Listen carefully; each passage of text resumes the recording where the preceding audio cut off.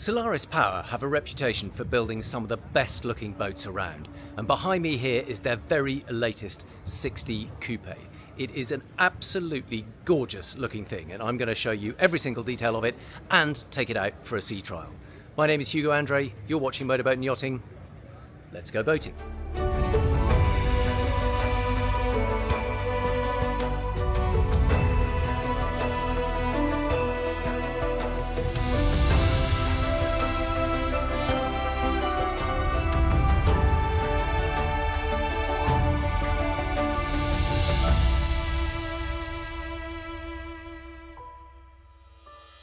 Let's start with a little bit of a closer look at the styling of this boat, because it really is a beauty. We've got this very distinctive vertical stem, the anchor jutting out from it, loads of interesting curves within the actual topsides itself. You can probably see there's just lots of little voluptuous shapes going on. We've got these chines jutting out, these rebated windows for the bow cabin. And look at that, it sort of sweeps round and then reverses the curves for a massive great air inlet on this side. More windows down here, all painted in pretty much any colour you want. It is a very, very pretty looking thing. And I actually think the Coupé is a better looking boat than the Open. They do an Open version. You can see my tour of that on this channel too. But with the Coupé styling of it, that sweeping roofline, it's a really cool looking thing. So let's get on board and take a closer look. So starting at the stern here, we've got a passerelle that extends all the way out to join the quay so that you can step on board. There is a large hydraulic bathing platform across the back here, and then a tender garage. And I think if we can just demonstrate that now, we can lift up the tender garage, have a little bit of a look inside. Now, because the looks are such an important part of this boat, it's nice that you can tuck the tender away and then you don't have to see it. It tucks very neatly in there. You can see we've also got a bit of additional stowage in here. There is a sea bob over in that corner. Oh, bring the camera down a little bit. There's the sea bob. We've also got poles for the sun awning, life raft and everything, but it all tucks very neatly away. And then when you want to close it up, if we can close it again now, please.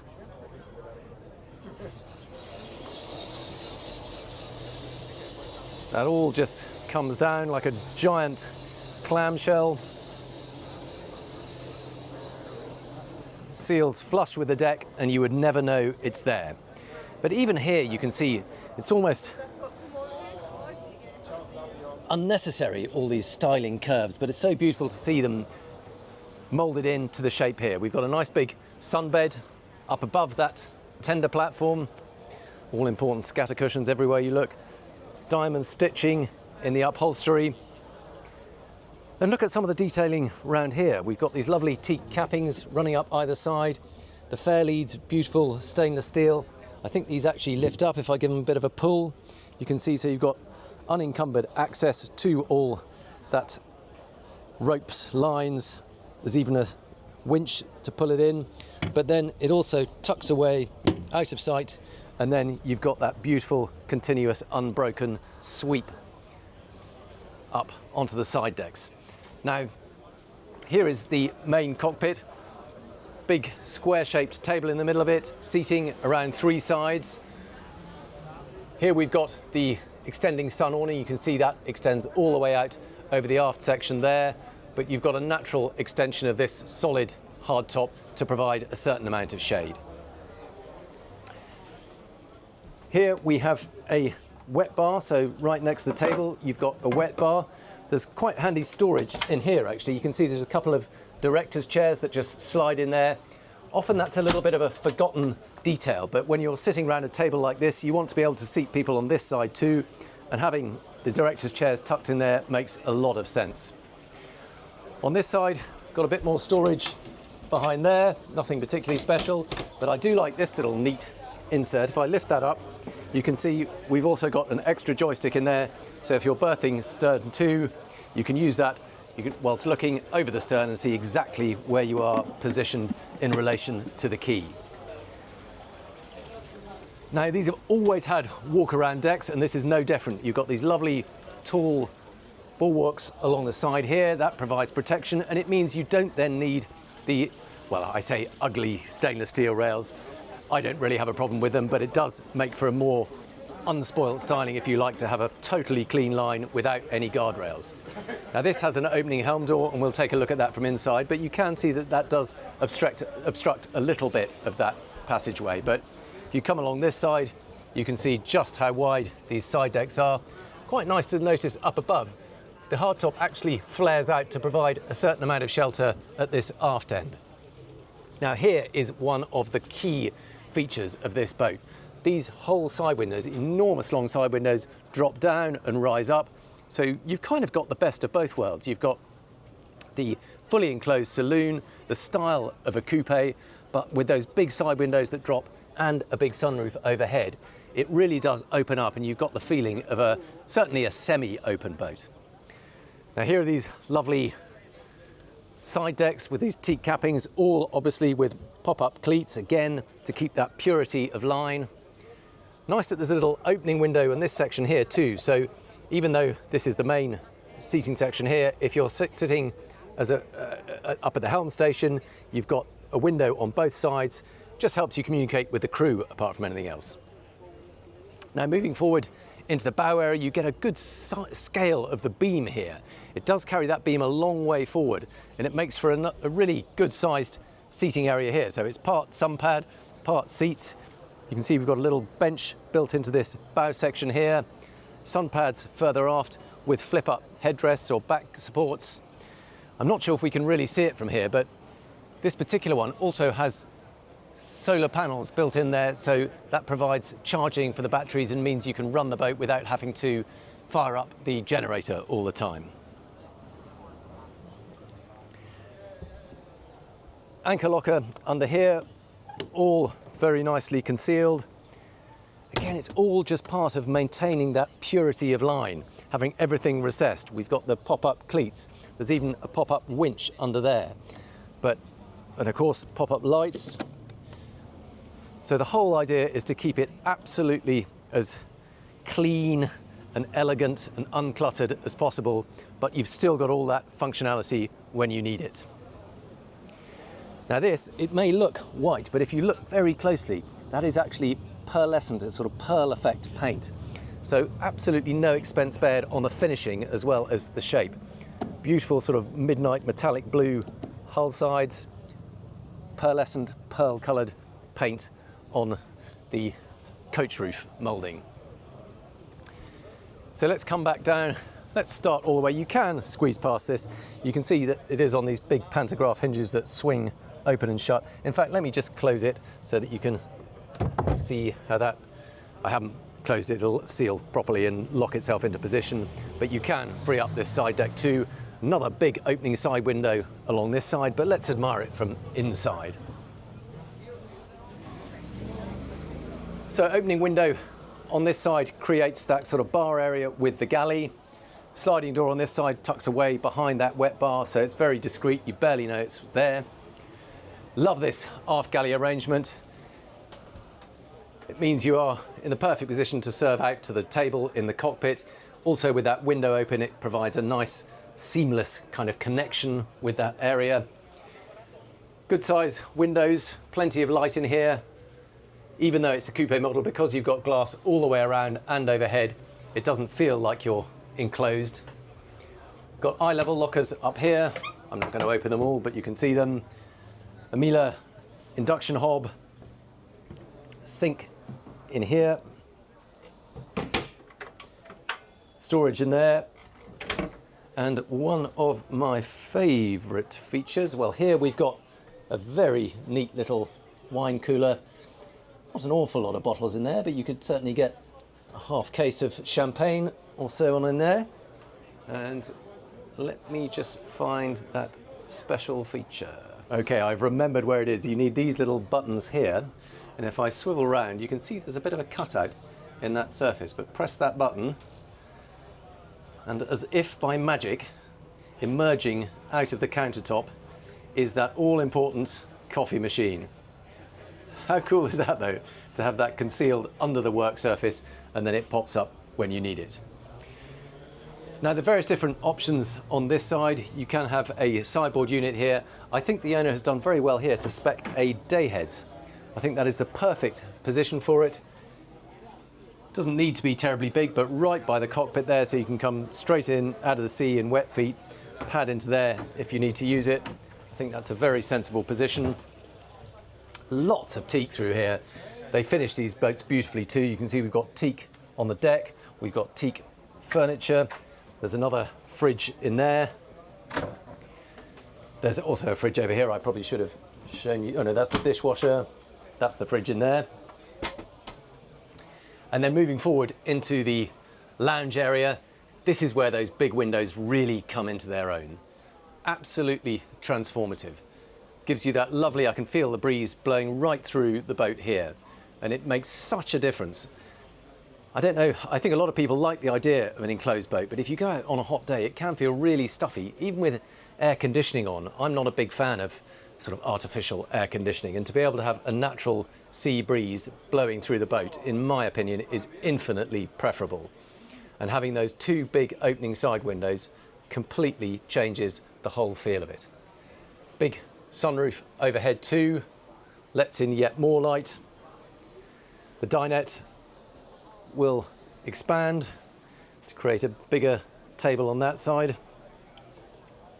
I should also point out it is actually on a high-low strut. It is a manual one, but it does mean if you really want to sleep an extra person or two on board, this will drop down, infill cushions and create an extra occasional berth. Behind this sofa here, there is a very well concealed television. And I'm really impressed by how quiet all the motors are on this boat. It's something a lot of people forget, but it really spoils the effect if there's a great noisy grinding noise that takes hours for a television or a window to move. But these all move very silently, very smoothly, and completely changes the feel of the boat. The helm area over on the starboard side, quite a cool little seat this actually. Nice, comfortable sort of armchair style, but equally it flips over and creates a sort of bolster cushion. So if you want to just use it as a support, you can stand at the helm very comfortably. Gives yourself a great view, a slightly more sort of commanding position if you like. I always like to drive boats standing up. Gives you a bit more, I don't know, a more sort of connection with the helm. You're closer to the wheel, you're closer to the throttles. Gives you a better view forward. Single piece screen along here. Have got these quite thick mullions on either side, but actually the view out through that single piece screen is very good indeed. There's that sliding opening window on the port side, and of course the side helm door. I can push that open, and again that just gives a lovely breeze coming through at the helm station, and of course gives you very easy access out onto the side decks if you want to help with fenders and lines and so on, or just get a better view. Dropping down into the accommodation, because this is a coupe, it's much more likely to be used for cruising over distance than perhaps the open boat over on that side. And so this becomes a slightly more important area, and there are lots of different options down here. Most of them are 3-cabin boats, but you can have 2 bigger cabins and a lower lounge on this side. But let me show you what this one has. So we've got a VIP cabin forward. Again, absolutely surrounded with teak down here. Look at this, even the TV in the bulkhead has got its own teak frame, just offsetting the high technology TV behind it. But it's a lovely touch, it just adds to the whole, it makes it feel more integrated. Mirror on that side, teak shelves either side of the bed. This is where that beam comes into its own down here too. You've got good space on either side of the bed. The headroom is really good where I am standing here. Plenty of room up here. There is a skylight. I just rustled, I hit the blind on that. But if we flick the camera back, you'll see it does start to lower a little bit at the head of the bed, but by that stage you're already sitting or lying in the bed itself. These are those hull windows from inside. Got net curtains. Not sure what I feel about those. I usually prefer blinds, but maybe here it would be a nicer sort of diffused light, but really nice to have a view out when you're lying in bed through those windows. Lots of artificial lighting to boost the natural sunlight. Because we've got the sun pad cushions overhead, there isn't any sun coming through there, but you can see once you remove the cushions, you would get natural light coming through there too. We have an ensuite bathroom. More teak around here. Big mirror up above the basin. Loo down here. And shower compartment. Nothing particularly special about any of them, but very nice sized ensuite. Then moving aft through the boat. On this side we have, well actually this is normally a twin cabin, but on this occasion the owner has asked for it to be made up as an office. So you've got a single bed, but then there's also a desk area here, so presumably so he can sit and do some work and have somewhere private if he wants to, but also of course it doubles up as a guest cabin when you've got people on board. And then moving aft through the boat, we've got the owner's cabin. Now, a couple of doors are being refitted on this. There would of course normally be a door here, as there would on this ensuite bathroom. But let's go and have a look at the cabin itself. Full beam mid cabin, pretty much par for the course on a boat like this, but let's not forget it is only 60 foot. I say only 6 foot, it's a big size, but it does mean that for what is a very sort of sporty, elegant, not necessarily a huge high volume boat, this is a really good sized full beam cabin. Lots of nice colours and textures, and what they balance so well here is the kind of warmth of the natural teak with the sort of lighter colours of the pale cream sofas and headboards, and lots of lovely textures. We've got a bit of soft carpet underfoot down here. We've got suede or Alcantara on this surface here. Again, Alcantara on the bed head, leather wrapping round the pillows itself. Just a really nice balance of light and shade and contrasting textures. Storage on this side, big hanging locker, windows either side, more of those net curtains.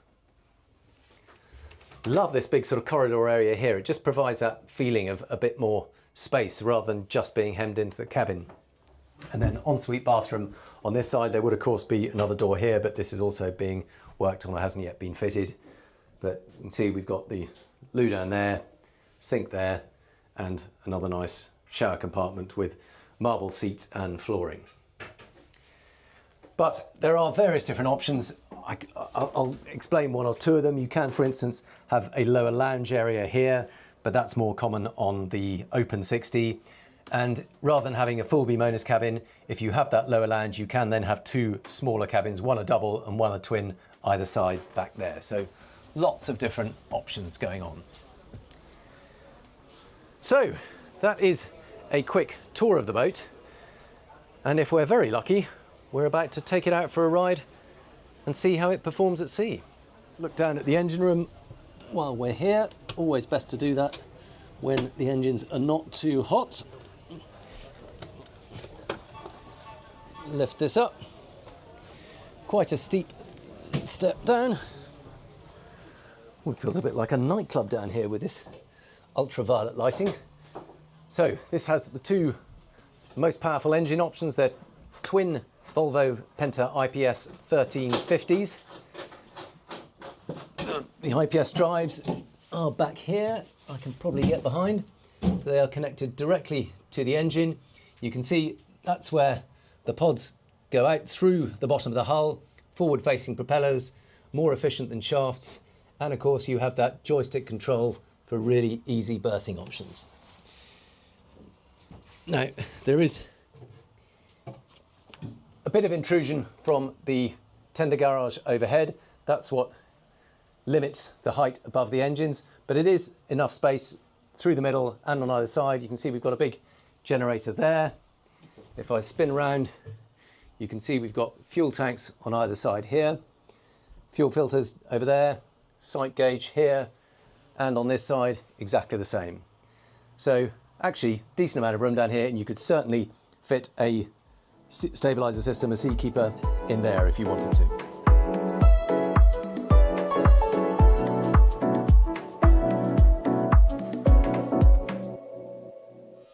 Okay, so I've got a chance now to helm the Solaris Power 60 Coupé.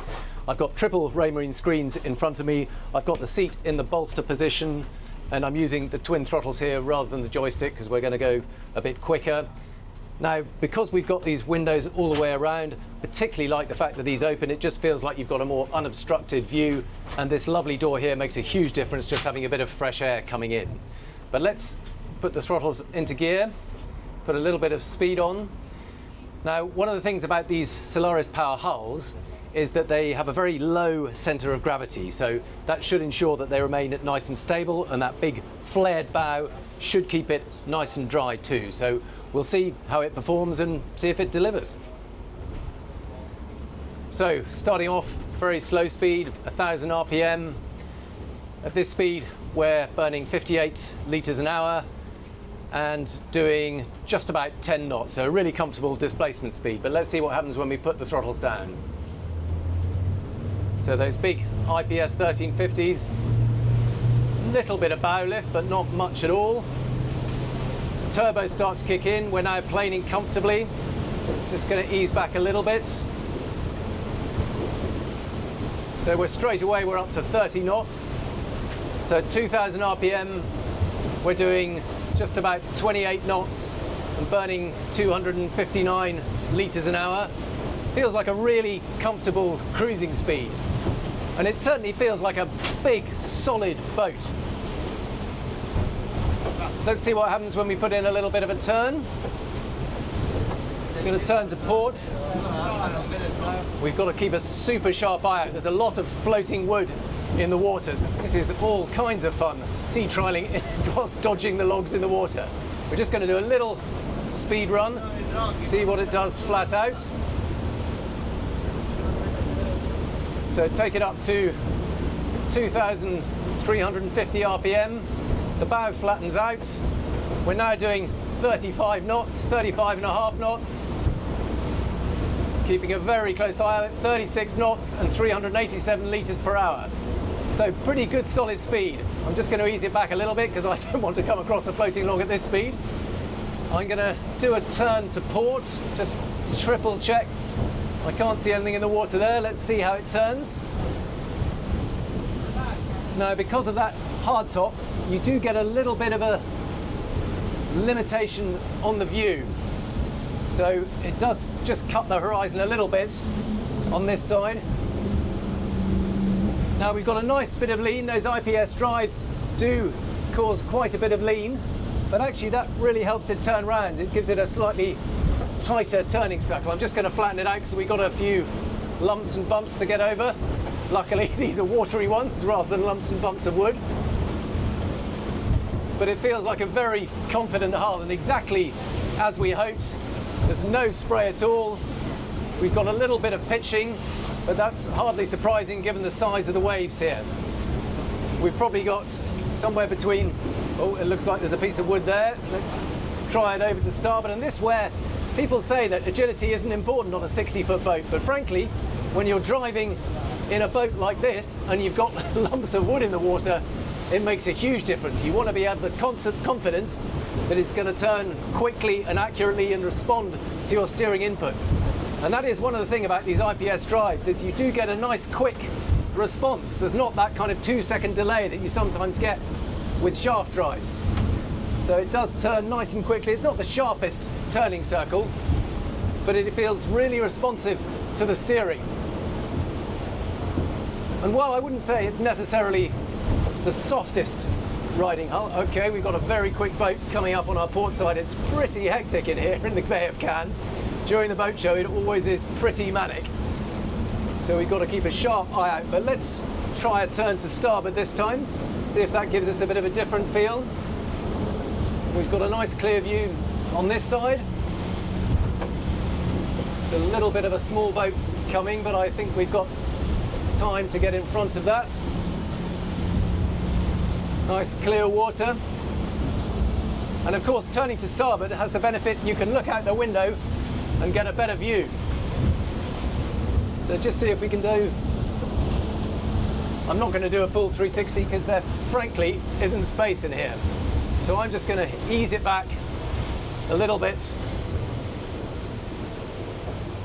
bring it back down to a comfortable cruising speed of 20 knots. And at 20 knots, 1600 RPM, it's burning about 160 litres per hour. And to be honest, this feels like a really comfortable cruising speed, and certainly when there's so much going on around us, it's certainly a bit more relaxing for me. Oh, there's another log, but we've just dodged that one. But this feels like a really comfortable cruising speed. The whole boat feels a little bit more relaxed. It's significantly quieter. It gives me a little bit more time to keep an eye out. And I think, to be honest, this is what your guests are going to be most comfortable at too, because you've got a nice, stable ride. Pretty soft too in these kind of conditions now. So overall, I think what we have demonstrated is that you've got that broad range of cruising speed. I'm told that with clean propellers it'll actually do 38, 39 knots. But to be honest, most of the time, I think this is the speed you're going to be most comfortable at. So a little bit of a hair-raising sea trial, but really good to get an experience of how it performs and just how responsive it is to the steering, because when things are like this, it makes a real difference. Always interesting to see what a boat is like underway, and just as we're coming back into the harbour, I thought it'd be fun to show you what it's like in the owner's cabin. So those lovely windows do give a pretty good view of the sea out. You can hear the engines rumbling away in the background.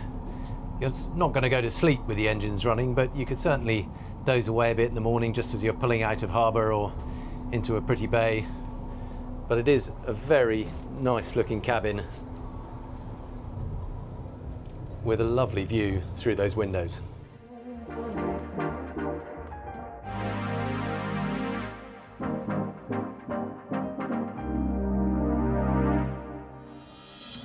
Let's finish up our sea trial of the Solaris Power 60 Coupé, coming back into the harbour here at the Cannes Boat Show after a slightly hair-raising sea trial.